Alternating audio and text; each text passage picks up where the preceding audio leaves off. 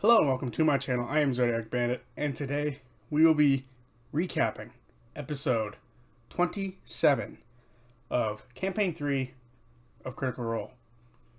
So let's get right into it. First of all, I do want to give my brief thoughts on the episode. It was awesome.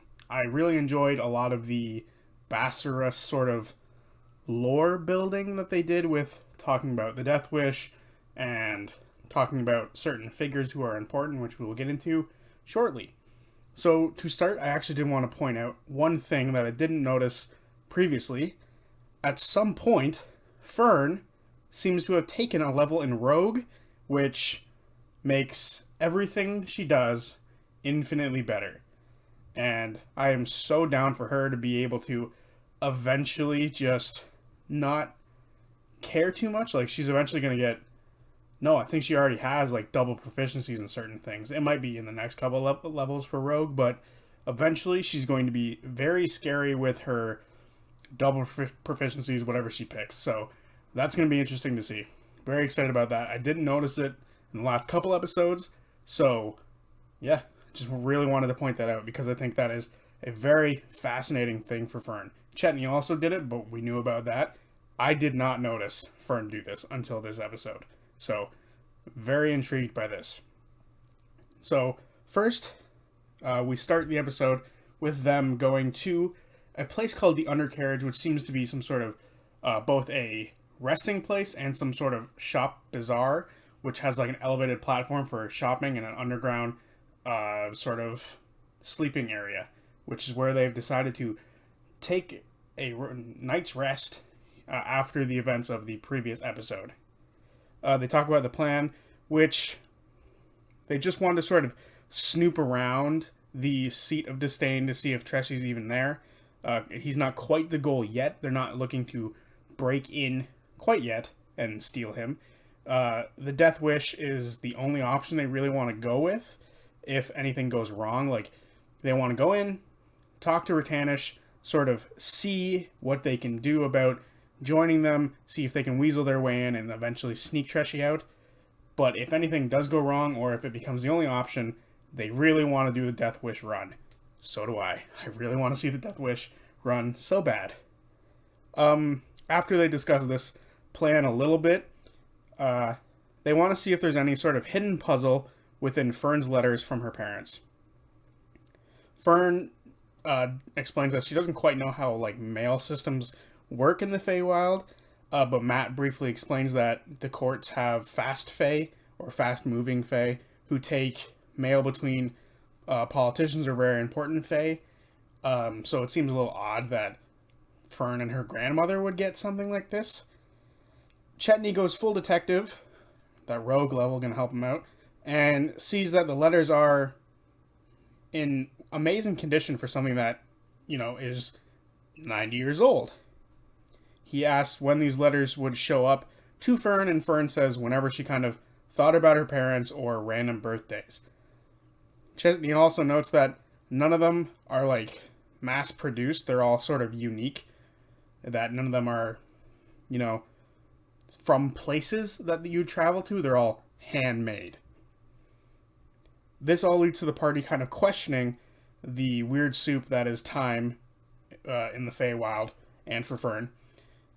And what was 90 years for Fern might have been less than a couple months for her parents. But then the party say that Fern is kind of a messy person, so that these, letters and cards being in such good condition is kind of odd.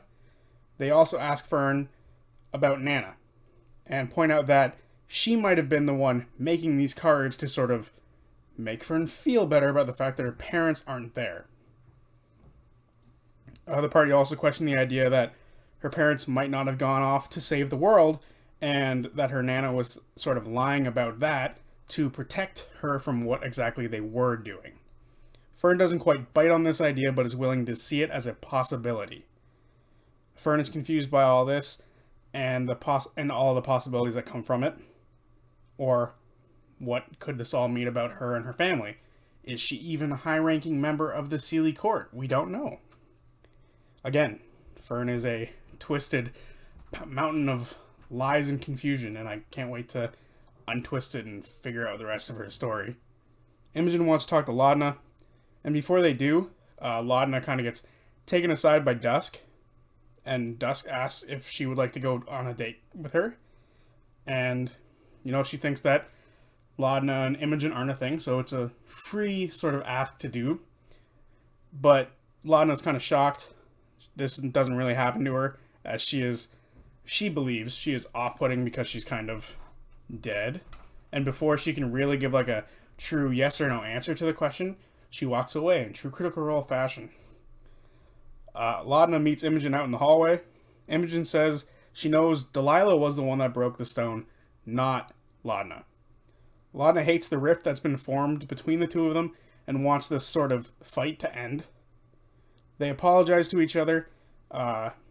Imogen gives a ring she bought from the bazaar in the last episode to Laudna.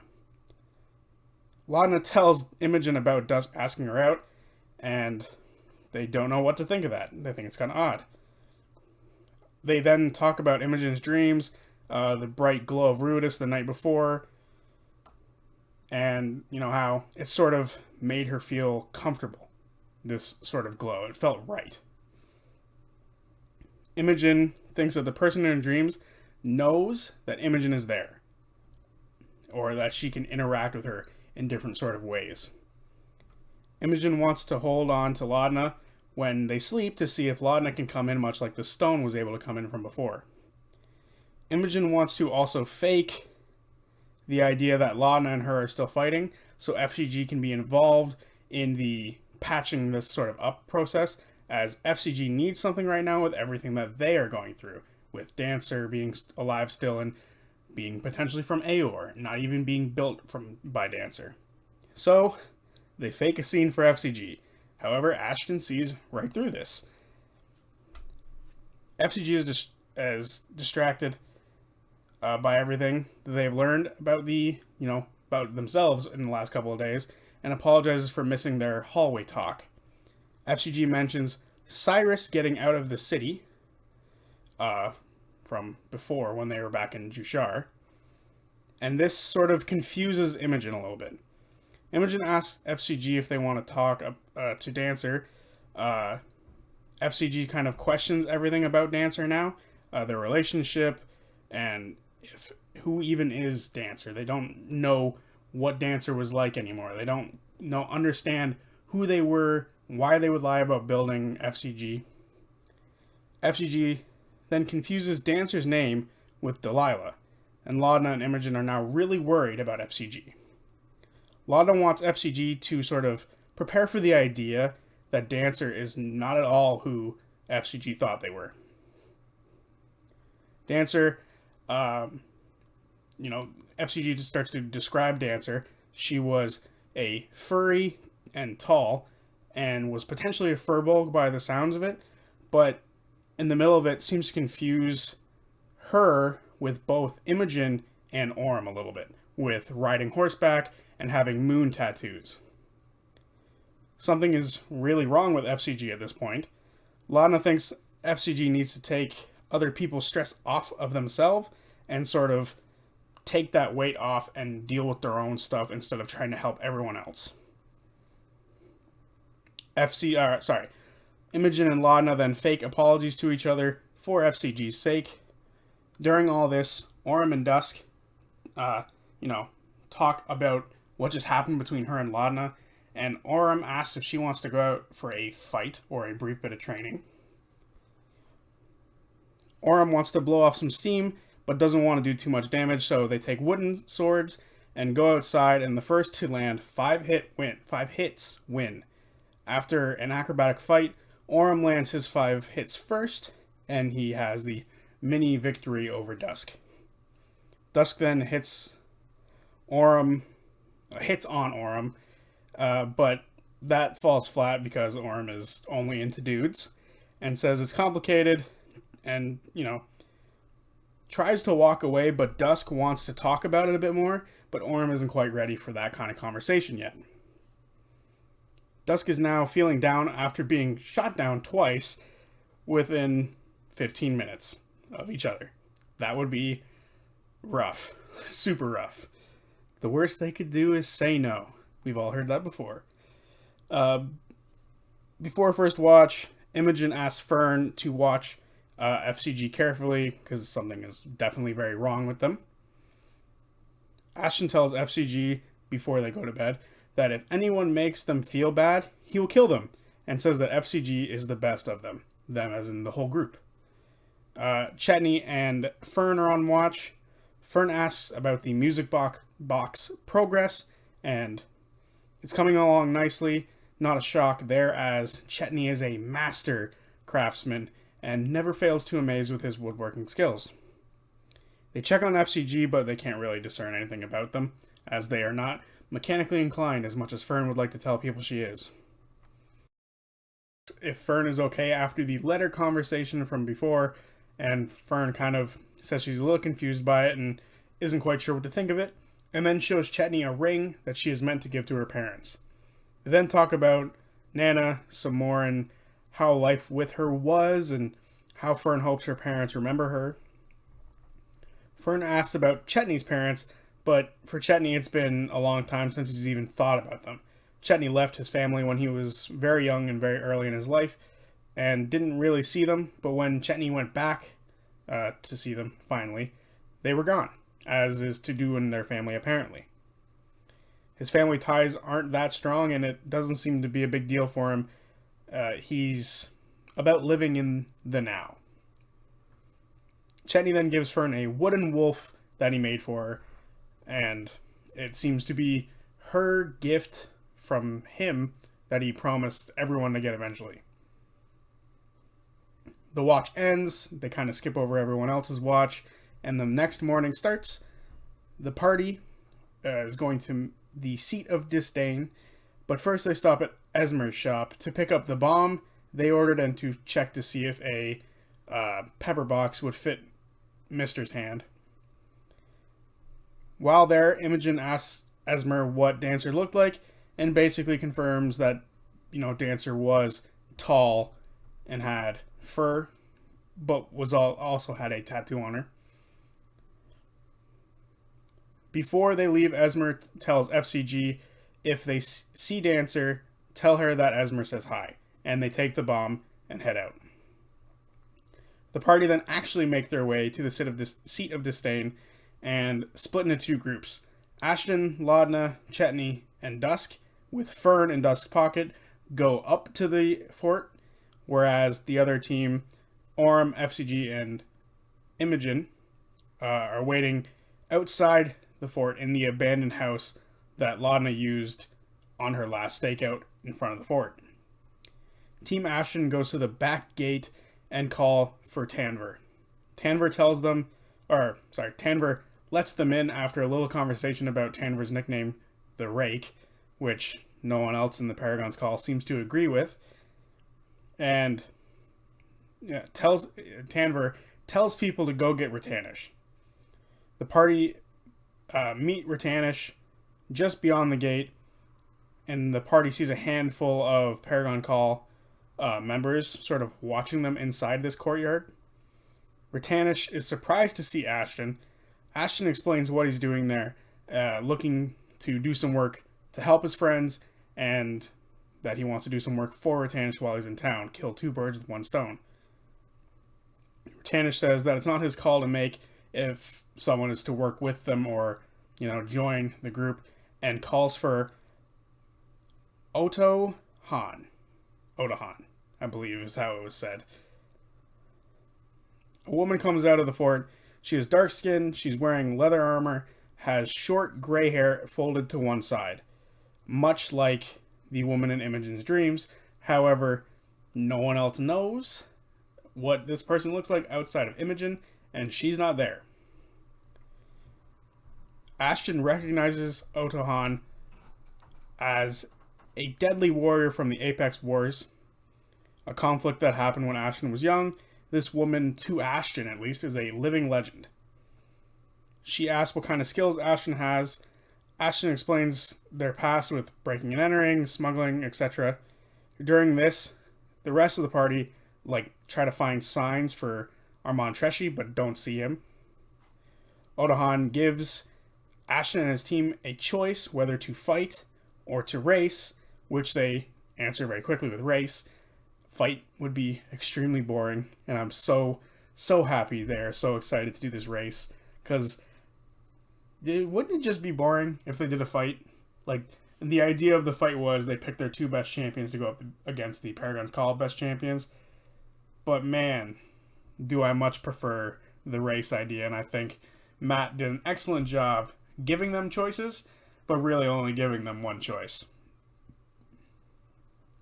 Dusk asks how they could get a vehicle for the race if they didn't already have one, to which Odahan gives them a coin to give to Joe for a loaner vehicle under the Paragon's Call's name, and tells the party that the race is tonight at dusk, which is a lot sooner than they were expecting. And the reason for this was because they need to be able to adapt to unforeseen circumstances, much like the race will provide. The party start to leave as Fern jumps out of Dusk's pocket and tries to see what Odahan is hiding under her cloak. She is able to sneak up under her cloak with a natural 20, I believe, and sees a backpack-like device that has like two sort of crystal-like containers inside of it. Fern tries to escape without being seen, however she lands and Rutanish sees her.